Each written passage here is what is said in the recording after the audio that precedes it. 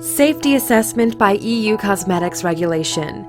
To explain what is a safety assessment, we should first understand why it is needed. In practice, cosmetic products have rarely been associated with serious health hazards. However, that by itself does not mean that cosmetics are safe to use without any consideration.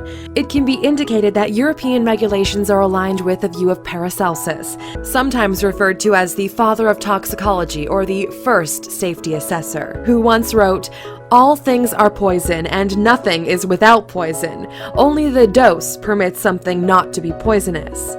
So what is a safety assessor? According to Article 10.2 of the European Cosmetics Regulation, safety assessor means a person in possession of a diploma or other evidence of formal qualifications awarded on completion of a university course of theoretical and practical study in pharmacy, toxicology, medicine, or a similar discipline, or a course recognized as equivalent by a member state. Meaning, diploma in pharmacy, toxicology, dermatology, medicine, or similar discipline.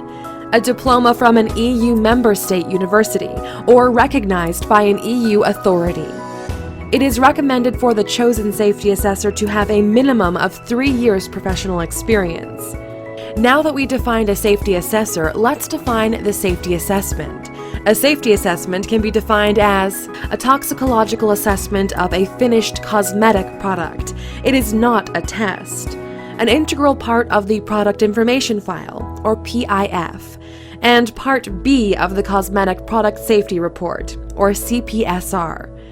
The safety assessment objective is to scientifically calculate the margin of safety, or MOS, by dividing the NO-AL, No Observed Adverse Effect Level, by the SED, or Systematic Exposure Dosage. The lowest obtained NO-AL value is used in order to take into account the most sensitive species. What mandatory elements must appear in any safety assessment? Safety assessment conclusion. Scientific reasoning leading to the conclusion. Labeling warnings and instructions for use. Safety assessor. Signature. Safety assessor credentials, which includes name, address, and proof of qualification. What information does the safety assessor need to review in order to sign off on a safety assessment? The Annex 1 of the EU Cosmetics Regulation provides the answer. Safety information means qualitative and quantitative specifications, physico-chemical, microbiological, and toxicological specifications of both the raw materials and the finished product, stability test of the finished product, compatibility test between the formulation and its packaging, challenge test of the finished product, efficacy of preservative system. Safety assessor and responsible person. In order to demonstrate that a cosmetic product complies with Article 3, the responsible person shall, prior to placing a cosmetic product on the market, ensure that the cosmetic product has undergone a safety assessment on the basis of the relevant information and that a cosmetic product safety report is set up in accordance with Annex 1. Meaning, the law requires the safety assessor and the responsible person to cooperate. The law requires the responsible person to be responsible for the safety assessment.